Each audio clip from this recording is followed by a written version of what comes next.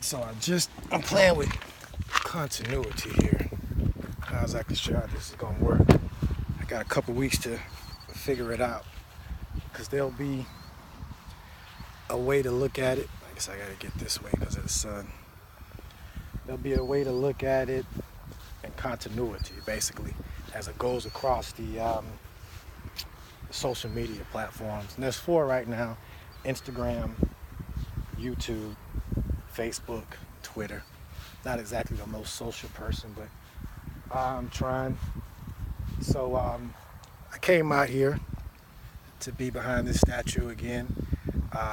Tell you a little story before I came to Tennessee. So right now I'm actually in what some would consider the Bible Belt. From talking to the people here, they would actually say this is the buckle. So I'm in Tennessee, and it's just interesting, the synchronicities going on right here. And I'm just documenting everything as a time traveler. And I can show you a clip. Before the movie Arrival, I felt like the message that I was given was, from the future, if you will. It's not. It's ancient, but it's been suppressed so much that it seems like it's futuristic just because of the society that we live in. So just like the message that this man was talking about was futuristic in the society that he was living in. And I think he was actually a time traveler. And not the personified one that's been deified on this level, but I believe, and this is just a belief, I can't prove this, that there was an actual real person that story might have been hijacked. And from a time traveling standpoint, I think he might have been aware that his story was going to be hijacked and knew that he would come back to correct that and put it forth in a way that wouldn't be able to be hijacked because it would be coming from his own mouth. So imagine if you are a time traveler and you're trying to correct this timeline because things get out of hand. I think it has something to do with artificial intelligence. That's what I've got to at this point. So imagine a boot on the ground, if you will, that incarnated here, coming through from the bottom and trying to raise the bottom up. I can't explain it any more than that. Not trying to be secretive, but I'm trying to keep this short. But I'm willing to answer any questions, because I know the people I'm talking to, the people that see this, are not even going to believe this anyway. So it's just a matter of me putting this into the record, because I'm just compelled to do that. Just the same way he put that into the record, knowing that if he is who I thought he was, with an awareness of time that's above most, he would know that, hey, he's talking to people that are not very well educated and illiterate, and trying to show them things that are very high level concepts. So that's why he spoke a lot in parables, and I understand that. That's why I do the same thing now. And I relate to the actual person, and some may say he didn't exist, but let's just, for the example of this video, say he existed. Not the one with the J, but the other one. And if that was the case, if you look at some of the core messages, I don't throw the baby out with the bathwater. There is truth in the Bible. There is truth in his teachings. It's just like Anthony DeMeo doing what he did inside of the Catholic Church. Yeah, they disowned him after he passed away, but while he was in there, he was spitting some real truth, and it was interesting to see it. We had a conversation about him earlier. So I'm in between levels right now, in between realms, if you will. Yeah, my physical body is here on this planet in this current timeline, but my awareness, my being is everything. It's part of everything, just like yours is. No one's special here. Just because I'm in front of the camera and you're looking at it doesn't mean that you're any less inferior than I am. We're all part of the same. We all come from the same source. The thing is getting that realization from yourself, and easier said than done, especially in this reality. So why did I come here? Why am I compelled to come here? Because I feel like I'm a volunteer as well. And it's interesting. The story was, when I was in Huntsville, they had a thing that says Jesus was a volunteer. So I feel like I'm a volunteer as well to come here in this reality, in this world, in this planet, which is beautiful. I mean, if you look at all the beauty out there, I mean, it's a beautiful place. I mean, we have the beauty here, and we also have the disconnection here that's causing all of the problems. So I'm compelled to continue to work, to continue to strive, and it's interesting that it's been a journey, and I'm not going to give up. I feel I do have a limited time here, so I'm ramping things up, and I want to be the next him. There you go. He said the things that I do, you can do them better. So who's up to the challenge? And I am up to the challenge. I'm here. That's why I volunteered to, to live that experience. And it's interesting. A lot of people believe that he will come back, but they're not even prepared for him coming back. And really, a true Christian will become Jesus themselves. That's really the point, the Christ within us all. You are Jesus as well. So if it takes Jesus to tell you you're Jesus, then so be it. But not saying that I'm Jesus, because Jesus, not even going to get into that whole naming, but the so-called Jesus probably didn't look like that. They said he had hair like wool. They said he was, and this is in the book, so you can throw that away as well. Not all of it, but see, this is where you get into the mixture of things. But it's a fine line to walk. But anyway, it's being walked. But at any rate, if you want to look at the description of the man, hair like wool, skin like burnt brass, had his awakening experience in the clouds. I already put that out there. Mother's name's Mary. So if that's the case, you look at those coincidences. I have those similar coincidences. Not saying that I'm Jesus. You probably got a better chance of being Jesus than I do. That's just like saying Kobe Bryant is Michael Jordan, or LeBron James is Magic Johnson or whatever. No, they're their own persons, but they perform at a level that makes them get to those comparisons. So if you don't want to compare me to Jesus, that's fine. That's big shoes to follow. But yeah, I have a huge imagination. I have a huge heart, huge will, and I'm here to put in the work and accept the responsibility that comes with that. So be it. If those that want to oppose what I'm trying to shoot for, we can have a conversation about it. I put out information. The 100-degree challenge is just a basically baseline of the foundation that I'm launching everything on, that I'm standing on, and we can have a conversation about it. It's all about truth. It's not about me or anybody else. It's about us as a collective, us as a humanity waking up and claiming our true potential, taking control back of our planet, and living the lives that we're supposed to be living. So I don't know exactly what I'm going to say when I press record. I don't know exactly what's going to happen when I come out here and do these things. I just kind of let it flow. And at my best, I'm a conduit for that information coming through, because a spirit is a spirit, but it manifests through into this reality through us. So we are the beings that the spirit manifests through. A spirit cannot pick this up, but I can pick this up with the spirit that's in me, Yeah, there's wind that blows it and all that stuff, but I'm just saying from a general standpoint, the spirit that animates us is how we manipulate and interact with this world. So in order to reprogram the matrix, if you will, from the inside out, you have to come in from the inside. And it's interesting as I'm learning more of my history, because even the people that I call my family, it's an interesting relationship now that I've awakened and kind of been on my path. But I'm learning more about my past. And there's some interesting things that I think I'm going to have to deal with. But just the fact that I came here, the odds of that, it seems pretty interesting. And I'm not going to get into too much detail of that. But it's an Oprah-like story, it seems, from what I'm being told.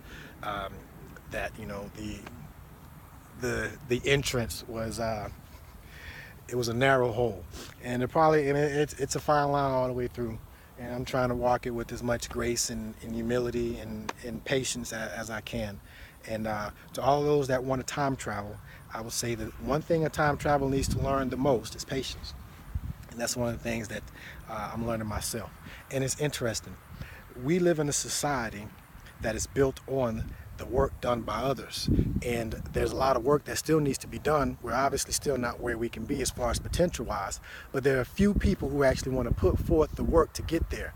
It's like we're allowed, and I say we as in black, dark colored people. It's interesting that we're still having this debate about race, which is, I think, the most ignorant thing that we can talk about, but it still exists now, and it really hasn't went anywhere. But there was a time where a black person couldn't sit in the back of the bus. So now we can sit in the back of the bus thanks to the first person that sat in the back of the bus. And what happened to them? Look at what they went through. So look at that. And we have examples of that. That's programmed in us. Like you look at someone like Martin Luther King. Like, let's say I want to be the next Martin Luther King. If I tell someone about that, one of the things that they say is, oh, well, you got to be careful in this, that, because they use fear, because those type of leaders that want change, want peace, want unity, tend to get assassinated. I mean, look what happened to this man. Look what happened to the people that really want us to rise up. So that doesn't mean that you should stop doing that. Yeah, it's dangerous, and yeah, you should think about it. Why is it dangerous? Why is it dangerous to do the right thing? It's like Martin said, it's never a wrong time to do the right thing, but why is it dangerous? Think about your reality. If you can potentially be harmed for speaking the truth and doing the right thing, what kind of world is that? And why would you participate in a world like that? You know, it should be a world where the right thing is praised, is brought up. You know, it's like it's a matrix. They tell us one thing and do another thing. And so I'm just here just showing you that and just documenting that. And knowing that, just like this dude, when he was talking what he was talking, that it would be over a lot of people's heads, but that doesn't mean that you don't come and fulfill your mission to the highest degree that you can. And that's what I'm doing. And I'm just doing the best job that I can, because me personally, the place that I'm in, I don't want all my best ideas, all of my words to be left here, all of my creations to be left here. When I leave, that's it. You know, I don't want to, it's like playing a basketball game, leaving it all on the field. I'm leaving it all on the field. I'm not waiting for anyone to come do anything, because how long have we been waiting? It's time to do stuff now, and there's plenty that needs to be done. So I'm not trying to belabor the point, but yeah, I felt this just needed to be said, and we'll see where it goes. And there was something else that I was going to say that I can't exactly remember. But again, all the stuff that I said wasn't scripted, so maybe it's in there somewhere. But take all mistakes for love, as my boy P-Row would say. And look out for the Trueman Show. I'm still working on that. And basically, if this is the Matrix, and I'm awoke in the Matrix, and it is the Matrix, whether you believe it or not, you can look it up. You don't have to listen to me. You can listen to other people. If I don't look like someone you want to get information from, I understand, that's fine. There's other people that may look like the people that you would like to get information from that will tell you the same thing from a different perspective. My perspective is my story, and I've told you my story. I've given you everything that I have. You know, I'm here. I'm a conscientious. Goodness, what is the movie where the guy that played Spider-Man was in the war? He didn't shoot any bullets, but he was there to save people. Conscientious dissenter or something like that. So let's just say I'm a conscientious dissenter here on the planet, here in the war, trying to save, and not in that sense save, but save from a mental standpoint, the mental slavery that's still going on, the suppression of information and awareness of who you are and what you can do and our possibilities and capabilities. That is definitely being stifled and kept down. And I don't even get into the other aspect. The stuff that I mainly talk about, which I'm glad that I'm slowing down on and I can kind of show one level of it, it's just addition.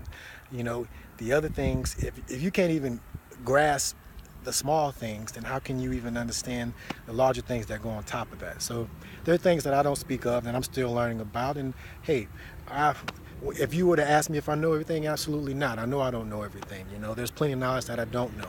I'm just speaking on the things that I've experienced and just saying, hey, this has helped me. It can help you. It can free you. It can allow you to get control of your emotions. A lot of things. There's a lot of benefits in this, aside from just, as they would say, the what's the word Oprah uses? The woo-woo stuff or something like that. I don't know. I don't know if that's the right term or not. But anyway, I'm trying to keep these short. Hopefully what I wanted to say is said. And regardless, I'm still going to put it out, because if this was a reality show, which I'm ramping up to, it would be live anyway. And odds are, if I'm able to do what I came here to do or what I want to do, it's going to be amazing. And the ideas that I have to work with people, and it's not just about my ideas or anything. It's just me right now, so I can only speak about the stuff that I'm doing. But there will be connections. There will be a unity, a group that's coming together. And the thing is, action, spirituality and action, SIA, that's what it's about. And spirituality, there's a link between spirituality and science. We're all studying the same thing. Spirituality just looks at the things that you can't measure. And believe it or not, the things that you can't measure, the things that you can't measure generate the things that are measured. So spirituality is fundamental, as Anthony DeMeo would say. But anyway, don't want to get too much into it. It's a beautiful day. I'm going to go out and hack up a golf course. And just so you know, it's not like I'm just here, just some guy just running his mouth. Um, I'm living it. I've bumped my head plenty of times. I don't want you to fall into the same traps that I fell into. I want you to learn from my mistakes. If I want humanity to evolve, then let's not make the same mistake twice. You know, let's not do the same thing and expect a different result. As Einstein said, that's the definition of insanity. And he also said, or attributed to him, is you can't solve the problems with the same level of consciousness that created it. So the thing is, you got to look at it from a higher level. So I'm speaking from a higher level, and it's just interesting to me how crazy it is, how simply I try to break it down and not make myself on any pedestal, making us all the same, but yet very little engagement. Even something as simple as the 100-degree challenge. Like I don't know if I can get it any simpler than that. And if you look at it, let me know. That's the thing. Like, I'm looking for feedback. I don't want to do this by myself, even though it feels like I am right now. But I know I'm not the only one here. I know there's others, and you know, part of my journey is just being here and doing this. But yeah, as that story unfolds, I hope to be able to capture it and show you that real time. So there you have it. I've already talked 16 minutes, and I'm done, y'all. At least talking for now. I want to show more, and that's the thing. Before I leave, I just wanted to say, because there are some people that I just think I have the ability to be on the spiritual side and on the physical side, and it's a balance. There were times where I was shifted too much on the spiritual side, wasn't caring about, you know, making a living and all of that stuff, and yeah, almost went bankrupt and all of that, just because I wanted to just live the purely spiritual life. But there's a balance. So I can talk about this, and just like a few weeks ago in the company that I was working for, I was speaking in front of the CEOs of those companies. So there's a balance. Yeah, I don't talk about this to that. I'll talk about this to them, because last time I did that, they let me go. So there is a, and that's in the story. But the thing is, I'm just letting you know that I am intellectually aware of the matrix and how to operate and perform and support myself in that, and I'm also aware of the things outside of the matrix. Those are the things that drive me, and that I am a lot more passionate about than what's in the matrix. But I understand being able to keep this up, and I don't claim the matrix to be evil or anything like that. To me, it's neutral. I even wonder if some of the coincidences and some of the things that come across are an artificial intelligence or a higher level intelligence. I still haven't, I don't know what the matrix is, but I know it exists because you're able to wake up in it, whether it's a dream, whether it's holographic or whatever. But there is information that's here. There's awareness that's here. There is a force that wants you to wake up, but it can't make you wake up because you're free will. You're a creator as well. So there you have it. Try to keep these short. Did not do a good job, but I'm working on it, y'all. And as I get all of this out, it will be more succinct, and then you'll be able to go back and look at this stuff if you wanted to. So as a time traveler, and when I say time traveler, if they say time is an illusion and the only thing that exists is the now, and you're a conscious being living in the now, which is the only time that exists, then each moment is a manifestation of that one moment, the now. So if you're able to raise your consciousness to be at that level to where you're beyond time, and you look at time differently, and you're able to manipulate timelines, which is what I'm down here, that's part of my mission, is to implant these ideas in this timeline. And I'm not the only one. Again, there's a whole group. And if you look at the imagination, you look at the movies that are being put out, it's all connected. It's just tapping into what's happening, and I just want to be a part of that. This is a great time to be alive. This is a great awakening that's going on the planet, and I'm just glad to be a part of it. I want to do my part, want to give it honor, and I know that everybody that you see out here is not dead. It's just their bodies, their spirit is still alive. You can't kill an immortal spirit. That's who you are at your core. So these people are probably wherever they're doing, or they may be here, who knows, I don't know, but I'm just saying they're not in this ground. Let's just say that for sure. Their spirit is not in that ground. Alrighty, y'all. So I'm out of here. It's already longer than I wanted it to be, but hopefully I said what I needed to say so that I can move on to the next step, because this is a journey for me.